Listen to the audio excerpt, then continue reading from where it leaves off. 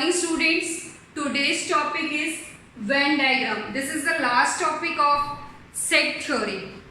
Before this we have learned how we can represent set in roster form, in set builder form. This is another kind of representation of set. So we have basically three types of representation. First one is roster, second is set builder, and third one is Venn diagram. Now what is Venn diagram? In today's lecture we will do Venn diagram, why we use this, how we can represent sets by using dramatically. ठीक है? Now what is Venn diagram? The pictorial representation of any set is known as Venn diagram. अगर आपने अपने set को एक picture की form में represent करना है, मीन्स डायग्राम के थ्रू रिप्रेजेंट करना है, तो हम कौन सा यूज करेंगे diagram? This diagram is known as Venn diagram.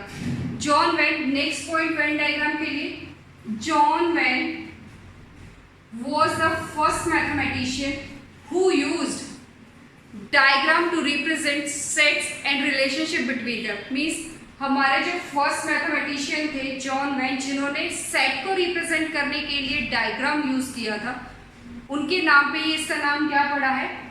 When diagram. तो John Venn was the first mathematician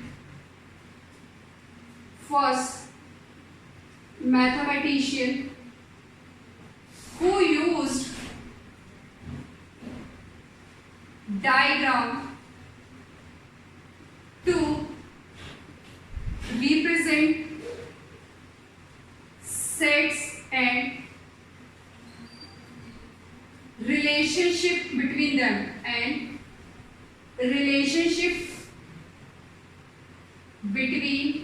them तो बच्चों what is Venn diagram? It's a pictorial representation of set.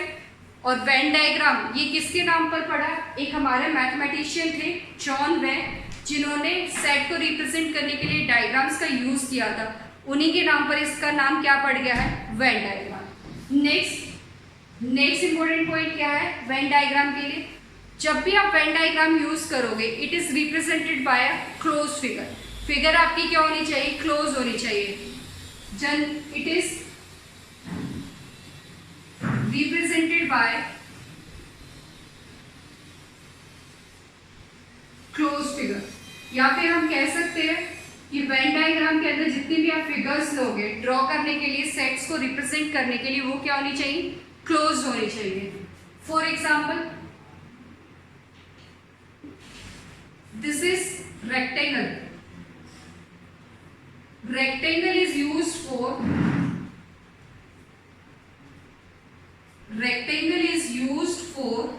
universal set. Universal set को हम कैसे represent करते हैं? By using rectangle. और जो आपके सेट्स होंगे, circle is use for sets. Sets के लिए हम क्या यूज करेंगे? सर्कल यूज करेंगे. अब ये लाइन का मतलब क्या है? It is represented by close figure. Normally हम क्या करते हैं? रेक्टेंगल यूज होता है आपका यूनिवर्सल के लिए, और जो आपके सेट्स है वो यूज हो गए सर्कल. ठीक है? अगर आपके पास इस टाइप की कोई फिगर है, ये यहां से आपका ओपन कर दी, this is the open figure, तो ये फिगर आपकी रिप्रेजेंटेशन में यूज नहीं हो सकती. We can't use this to represent a set. Clear? तो क्लोज फिगर होना जरूरी है वेन डायग्राम के लिए. अगर आपने सर्कल मीन जो आपका सेट को रिप्रेजेंट कर रहा है उसको इस फॉर्म में बनाया, तो भी आपकी रिप्रेजेंटेशन नहीं होगी. तो बेसिकली वेन डायग्राम क्या है? ये पिक्टोरियल रिप्रेजेंटेशन है. इसको किसने डेवलप किया था, किसने यूज किया था वेन डायग्राम का फर्स्ट टाइम? जॉन वेन ने. उसी के नेम पे इसका नाम पड़ा है Venn diagram. After this last point क्या है आपके पास कि जो भी आप वेन डायग्राम के डायग्राम्स को ड्रॉ करेंगे वो एक क्लोज फिगर होनी चाहिए, कंप्लीटली क्लोज होना चाहिए. अगर कहीं से भी आपने उसको ओपन छोड़ दिया तो वो आपकी रिप्रेजेंटेशन नहीं होगी. क्लियर? अब है नेक्स्ट पॉइंट कि अगर हमारे पास एलिमेंट्स है, अब हम वेन डायग्राम बच्चों यूज कर क्यों रहे हैं? देखो, जब भी आप कोई भी डायग्राम यूज करते हो, एक तो उससे रिप्रेजेंटेशन इजी हो जाती है, तो ये क्या करता है? सेट को इजियर वे में रिप्रेजेंट करके देता है. अब next, if a set is very large, then अगर सेट आपका बहुत ज्यादा है तो आप कैसे रिप्रेजेंट करोगे? By using Venn diagram. ठीक है, अगर हमारे पास ये है एक सेट, ये आपका यूनिवर्सल सेट है, ये आपका क्या है? Universal set. तो आपके पास यूनिवर्सल जो सेट है इसके जो एलिमेंट्स है, let this is A B C D E F, elements of any set can be represented by these dots. आप इनको डॉट्स के थ्रू भी रिप्रेजेंट कर सकते हो और विदाउट डॉट्स भी यूज कर सकते हो। Means A B C D E F. तो ये तो हो गए एलिमेंट्स को कैसे रिप्रेजेंट करोगे, मीन्स एलिमेंट्स को कैसे किसी सेट के अंदर, जो आपके सेट के अंदर एलिमेंट्स गिवन है आपको, उनको आप डायग्राम में कैसे रिप्रेजेंट करोगे? या तो आप डॉट्स लगाओगे या फिर विदाउट डॉट्स लगाओगे। अब क्वेश्चन ये आता है कि अगर मेरा सेट बहुत ज्यादा है, if a set is very large means number of elements उसके अंदर बहुत ज्यादा है, तो उस केस में आप कैसे रिप्रेजेंट करोगे? ये हो गया आपका सेट, ये आपका हो गया universal set, this is a set. ठीक है, सेट को आप रिप्रेजेंट करते हो सर्कल से और यूनिवर्सल को यू से। अब my question is, if a set is very large, अगर आपका सेट बहुत बड़ा है तो उस केस में आप कैसे उसको रिप्रेजेंट करोगे? एग्जाम्पल है set of all natural numbers. We know that the natural numbers starting from 1 and so on, 1 2 3 4 5 2 6 up to so on. तो अब आप इसको ऐसे तो लिखोगे नहीं 1 2 3 4, तो आप क्या करोगे? एक सेट बना दोगे, ये सेट बन गया। यहाँ क्या लिखोगे? Natural number. आप उसके सेट की डिस्क्रिप्शन को इधर लिख दोगे, natural number. If a set is very large then write down its description। आप सिंपल इसके डिस्क्रिप्शन को लिख दो। डिस्क्रिप्शन क्या है? ये जो सेट है वो किसको रिप्रेजेंट कर रहा है? नेचुरल नंबर्स को। तो इसका मतलब क्या हुआ? अगर हमारे पास सेट बहुत बड़ा है तो हम वेन डायग्राम के थ्रू उसको इजीली विजुलाइज कर सकते हैं। क्या? क्योंकि ये सेट जो है वो क्या है? आपका नेचुरल नंबर है। एक और एग्जांपल लेते हैं, next, set of all Indians, set of all Indians. Clear? तो बच्चों इंडियंस, जब भी आप कोई सेट फॉर्म करोगे, उसको रिप्रेजेंट करोगे, तो ये नहीं कि आप हर इंडियन का नाम लिखोगे, ये पॉसिबल नहीं है। क्यों? क्योंकि this set is very large, ये आपका बहुत बड़ा सेट है। तो इस केस में आप क्या करोगे? सिर्फ इसकी डिस्क्रिप्शन दे दो। सेट में क्या है? आपके इंडियंस है, तो यहाँ आप इंडियन लिख दो, इंडियंस। तो मीन्स क्या हुआ? ये आपका रिप्रेजेंट। तो वेन डायग्राम क्या कर रहा है? Venn diagram helps to represent या helps to visualise large number of elements in any set. Means अगर आपके पास कोई ऐसा सेट है जो बहुत बड़ा है तो आप उसको इजीली विजुलाइज कर सकते हो। ये हमारा हेल्प कौन करता है? Venn diagram. तो Venn diagram helpful, is very helpful to visualise the very large sets. जो आपके बड़े बड़े सेट्स है उनको विजुलाइज करने में भी हमारी कौन हेल्प करता है? वेन डायग्राम हेल्प करता है। अब एक और एग्जांपल ले लेते हैं। अभी हमने जो पढ़ा है रिप्रेजेंटेशन, वो सेट की फॉर्म, रोस्टर फॉर्म में और सेट बिल्डर फॉर्म में पढ़ी है। एक एग्जांपल ले लेते हैं, उससे और क्लियर हो जाएगा कि अब हमारे पास 2 रिप्रेजेंटेशन नहीं है, 3 रिप्रेजेंटेशन है। ए है set of all vowels in English alphabet. ठीक है, तो रोस्टर फॉर्म क्या होगी? फर्स्ट रिप्रेजेंटेशन क्या है? Roster form. रोस्टर फॉर्म क्या होगी इसकी? A is equal to A E I O U. Next, set builder form क्या होगी? Set builder form is A is equal to, इसमें हम क्या करते हैं? X is such that x is vowel of English alphabet. Clear? Last है आपकी third representation, वो क्या है?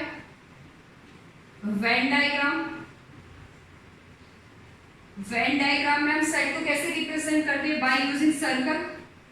आप एलिमेंट्स मेंशन कर दो, ए ई आई ओ यू। चाहे तो आप डॉट लगाओ, it can be represented by using dots और विदाउट डॉट्स, या फिर आप इसको ऐसे भी रिप्रेजेंट कर सकते हो A E I O U. This is the representation of set in pictorial form which is known as Venn diagram. तो there are different ways to represent any set. तो जब भी आप Venn diagram के through set को represent करते हो तो ये इजियर वे है, मीन्स आप इजीली अंडरस्टैंड कर सकते हो कि उस सेट में क्या प्रेजेंट है। ऑपरेशंस आप इजीली बच्चों के एग्जांपल के थ्रू देखते हैं कि हम ऑपरेशंस Venn diagram के थ्रू कैसे इजीली निकाल सकते हैं। ऑपरेशन जैसे आपका यूनियन हो गया, इंटरसेक्शन हो गया, इन ऑपरेशंस को by using Venn diagram easily calculate कर सकते हैं, इजीली फाइंड कर सकते हैं। फॉर एग्जाम्पल मेरे पास एक सेट है C. C is a set of all students like chemistry, means C के अंदर ऐसे स्टूडेंट्स हैं जो केमिस्ट्री को लाइक करते हैं, A B C D. These are the number of students, A B C D are students. मैंने general नाम ऐसे ही नाम ले लिया है, ए बी सी डी। ये 4 ऐसे स्टूडेंट्स हैं जो केमिस्ट्री को लाइक करते हैं। C for chemistry. Next P, D, E, B, G. These are those students who likes physics. Means D, E, B, G मेरे ऐसा सेट फॉर्म किया है जो जिसके अंदर वो स्टूडेंट्स हैं जो किसको लाइक कर रहे हैं, फिजिक्स को लाइक कर रहे हैं। ठीक है, अब आप बच्चों देखो C union P। C union P का मतलब क्या है? ऐसे स्टूडेंट्स जो केमिस्ट्री को भी पसंद करते हैं, मीन्स सी और पी ऐसे स्टूडेंट्स जो केमिस्ट्री को भी लाइक करते हैं, फिजिक्स को भी लाइक करते हैं, और बोथ यही आपने यूनियन पढ़ा है अभी तक। ठीक है, तो इसके अंदर क्या आ जाएगा? केमिस्ट्री किसको अच्छी लग रही है? A B C D. Physics D already हो चुका है, ई बी हो चुका है, जी। और दोनों में क्या थे? ये दोनों के अंदर बी और क्या था? डी था। ठीक है, ये सारे इंक्लूड हो गए, ये हो गया यूनियन। तो बच्चों और का मतलब क्या होता है? यूनियन। ठीक है, अगर किसी भी स्टेटमेंट में और लिखा आता है, और का मतलब है यूनियन, ये याद रखना। और मीन्स यूनियन। अगर लिखा हुआ है एंड या बोथ, इट मीन्स ये किसको रिप्रेजेंट कर रहा है? कॉमन पार्ट को, और जो क्या है हमारा? इंटरसेक्शन। तो ये कुछ कीवर्ड्स है जो आपको याद होने चाहिए। अब इसके बाद सी इंटरसेक्शन पी की अगर हम बात करें, ऐसे कितने स्टूडेंट्स हैं जो केमिस्ट्री और फिजिक्स दोनों को लाइक करते हैं? तो ऐसे कितने स्टूडेंट हैं? बी है, और कौन सा है मेरा? डी है। तो इसके अंदर आ गया कॉमन पार्ट। इसके अंदर क्या आ गया? कॉमन। ये तो है हमारे जनरल ऑपरेशन जो हम परफॉर्म करते हैं। बट अगर यही चीजें हम वेन डायग्राम के थ्रू निकालें तो क्या होगा? ये है एक आपका यूनिवर्सल सेट जिसके अंदर नंबर ऑफ स्टूडेंट्स है। ठीक है, ये आपका यूनिवर्सल सेट। एक सेट ए है, एक सेट बी है। ये है केमिस्ट्री, ये है फिजिक्स। ठीक है, number of students who likes chemistry, number of student who likes physics. तो सी केमिस्ट्री किस किस को अच्छी लग रही है? केमिस्ट्री है। अगर मैं इसको अलग से ड्रॉ करती हूँ तो केमिस्ट्री किन किन के पास है बच्चों? A B C and D. Clear, ये है केमिस्ट्री। ये वो सेट है, उन स्टूडेंट्स का सेट है जिनको केमिस्ट्री पसंद है।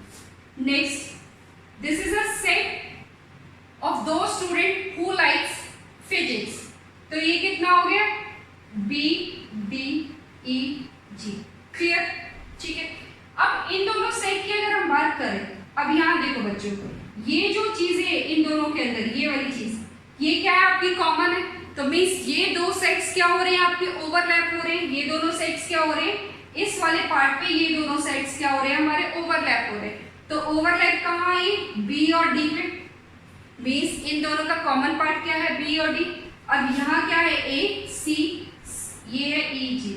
अब ये आपका वेन डायग्राम बन गया, ये आपका वेन डायग्राम बन गया। अब आप, ये तो आपका नॉर्मल मेथड है, एनालिटिकल मेथड है जो आप यूज कर रहे हो। अब वेन डायग्राम के थ्रू आप यूनियन और इंटरसेक्शन कैसे निकाल सकते हो? वेन डायग्राम बन गया आपका।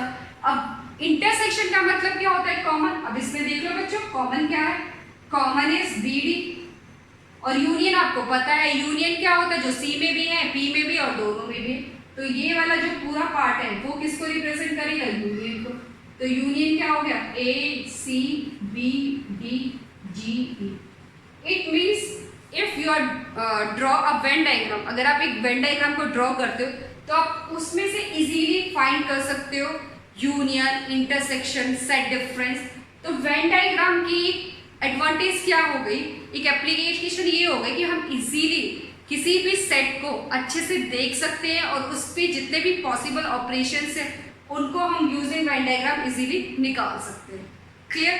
तो वेन डायग्राम हमारी क्या क्या हेल्प करता है? वेन डायग्राम हमारी हेल्प करता है अगर हमारे पास लार्ज सेट है, नंबर ऑफ एलिमेंट्स उसके अंदर ज्यादा है, तो उसको हम विजुलाइज कर सकते हैं, उसको इजीली अंडरस्टैंड कर सकते हैं। सेकंड क्या एप्लीकेशन हो सकती है कि हम कैसे इसको यूज कर सकते हैं कि जो ये हमारा वेन डायग्राम है ये हमारा हेल्प कर रहा है किसमें? ऑपरेशंस को फाइंड आउट करने में। क्लियर? अब बच्चों कुछ स्टैंडर्ड फॉर्मूले हैं, सम बेसिक रिजल्ट्स है बेस्ड ऑन दीज, वो आपको लर्न होने चाहिए क्योंकि वेन डायग्राम की मेन एप्लीकेशन ये है कि आपके पास जो इंफॉर्मेशन है उनको आप एक पिक्टोरियल रिप्रेजेंटेशन की फॉर्म दे रहे हो। मीन्स मैं आपसे बोलती हूँ कि एक क्लास है उसके अंदर इतने स्टूडेंट्स फिजिक्स पसंद कर रहे हैं, इतने केमिस्ट्री पसंद कर रहे हैं, तो मुझे बताओ ऐसे कितने स्टूडेंट्स हैं जिनको फिजिक्स और केमिस्ट्री दोनों पसंद है, या फिजिक्स नहीं पसंद है, या जो सिर्फ फिजिक्स पढ़ रहा है। इस तरह के जो क्वेश्चन है, these such type of these question can be easily calculated by Venn diagram. Clear? तो अब हम कुछ करते हैं some basic results. Some basic results ये आपके यूज होंगे first n of A union B which is equal to n represent number n of A plus n of B minus n of A intersection C। अब बच्चों आप ये सोच रहे होंगे कि माइनस क्यों किया? अब यहाँ देखो, ये है आपका Venn diagram A intersection B, ये आपका ओवरऑल क्या होता है? A यूनियन B होता है। क्लियर? A यूनियन B है। अब बच्चों ये वाला जो केस है ये है इंटरसेक्शन का केस, ये क्या है आपका? इंटरसेक्शन का केस। अब हमने n ऑफ A तो कर लिया और B को भी ऐड कर लिया, बट हम इसमें से इंटरसेक्शन वाला पार्ट क्यों माइनस कर रहे हैं? अब ये बात ध्यान से सुनना।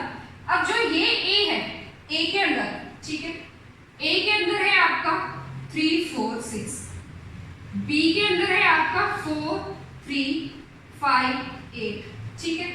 अब बच्चे जब आप A और B आप इंटरसेक्शन लोगे और इसका यूनियन लोगे तो आपके पास क्या आएगा? 3 4 6। अब ये देखो, ये जो पॉइंट है 3 और 4 इसमें भी इंक्लूड है, इसमें भी इंक्लूड है। जब आप वेन डायग्राम बनाते हो तो ये दो बार आ गया इसके अंदर, तो आपको चाहिए ये वाला पार्ट ओनली वन टाइम, तो एक बार हम इसको क्या कर देंगे? माइनस कर देते हैं। क्लियर?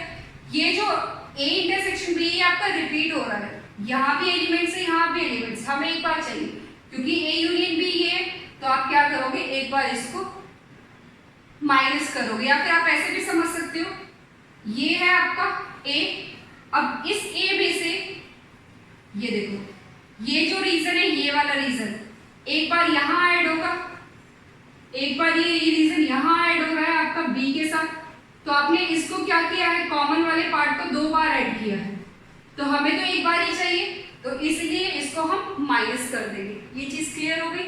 क्लियर? ये दो बार ऐड हो रहा है, हमें सिर्फ एक बार चाहिए, इसलिए इसको वन टाइम माइनस कर देंगे। नेक्स्ट है आपका, ये हो गया। नेक्स्ट फॉर्मूला इज सेकंड, इसके लिए मैं वेन डायग्राम यहां बना देती हूं,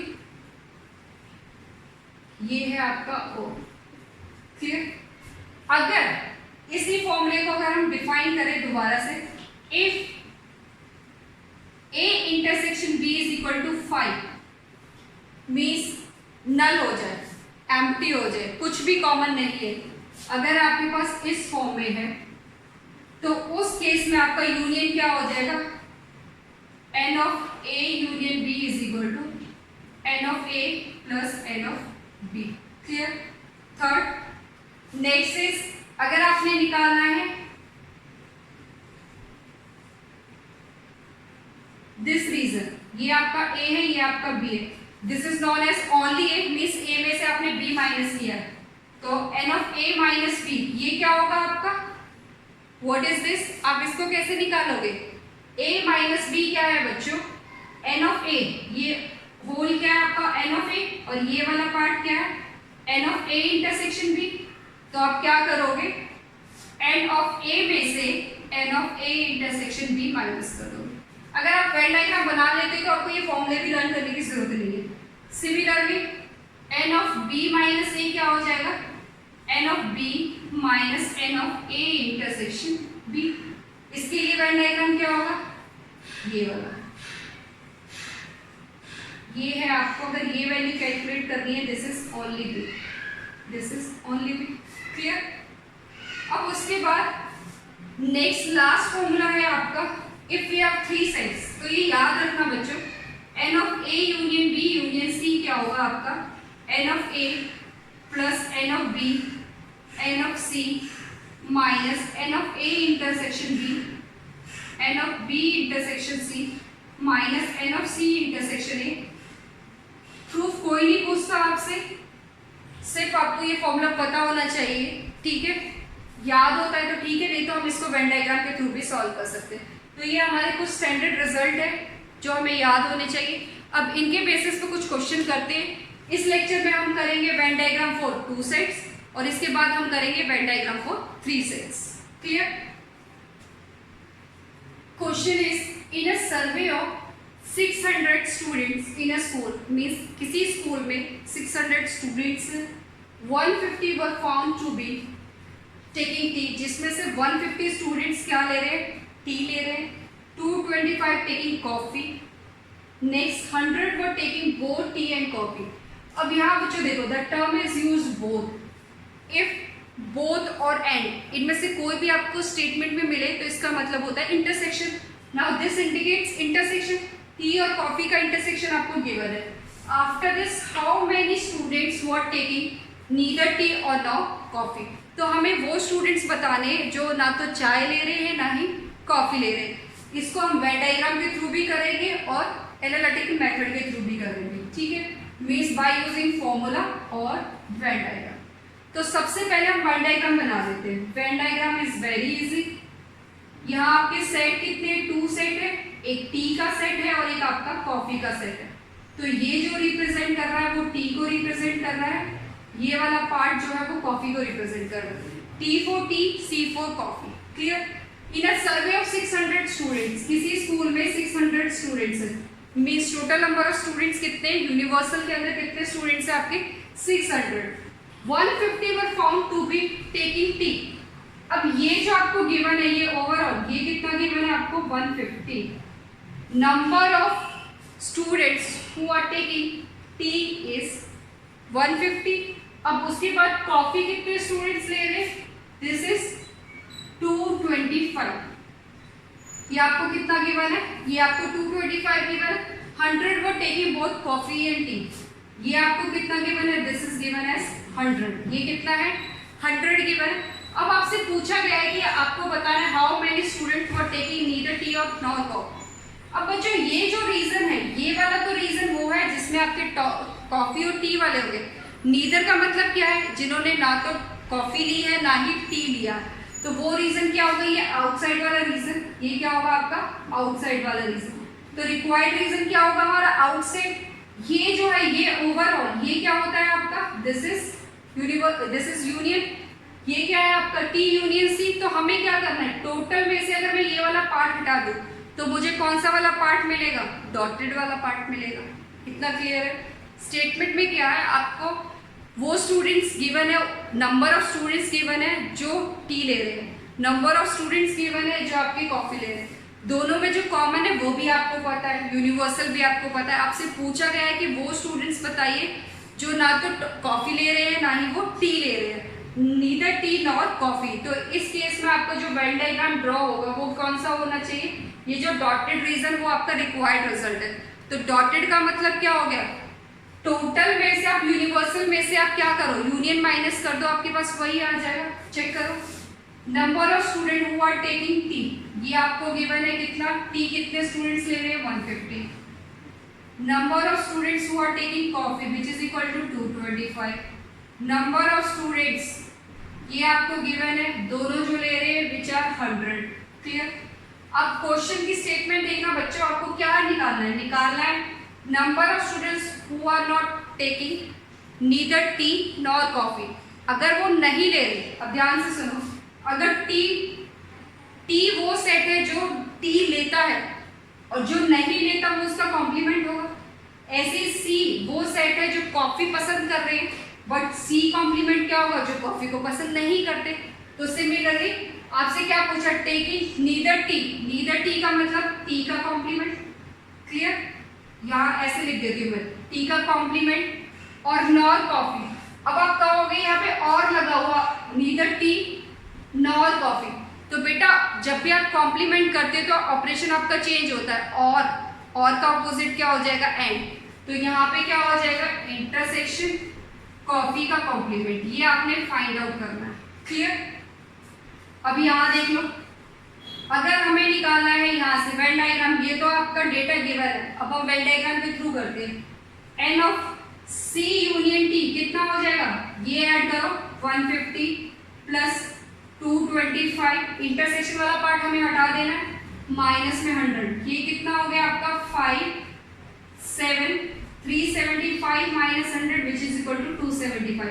तो ये ओवरऑल अंदर वाला पार्ट कितना आ गया मेरा 275, क्लियर। अब हमें ये निकालना है, मीन्स हमें क्या निकालना है, n of C complement intersection T complement, ये कितना हो जाएगा 600 माइनस में 275, 600 माइनस 275 ये कितना होगा 5 2 325, क्लियर। बच्चों ये तो है आपका बाय यूजिंग वेन डायग्राम। अब इधर आ जाओ, इसको कैसे लिख सकते हो, by using De Morgan's law which is equal to n of C union T का कॉम्प्लीमेंट, क्लियर। और कॉम्प्लीमेंट कैसे निकालते हो, यूनिवर्सल में से n of C union T को माइनस कर दो, वही चीज मैंने यहाँ पे करी है। तो यूनिवर्सल कितना आपका 600, ठीक, और आपका जो निकल के आया है यूनियन सी यूनियन टी, सी यूनियन टी का फॉर्मूला भी आप अप्लाई कर सकते हो, एन सी यूनियन टी क्या होगा, which is equal to number of C plus number of T minus n C intersection T, clear. तो यहाँ से हमारे पास ऐसे 325 स्टूडेंट्स है which were not taking tea, no, which are neither taking tea nor coffee, means ऐसे students कितने 325 जिन्हें ना तो जिन्होंने टी ली है ना ही उन्होंने कॉफी लिया, क्लियर है बच्चों। अगर इसी में आपसे पूछा जाए ओनली टी, इसी क्वेश्चन को अगर मैं मॉडिफाई करके बोल देती हूँ ओनली टी, ओनली टी के केस में कितना हो जाएगा बच्चों, ये वाला रीजन ओनली टी कितना होगा, ये जो रीजन होगा दिस वन, ये आपका ओनली टी होगा। ये कैसे निकलेगा, टी में से इंटरसेक्शन को माइनस कर दो, कितने हो जाएंगे 150 minus 100 is which is equal to 50।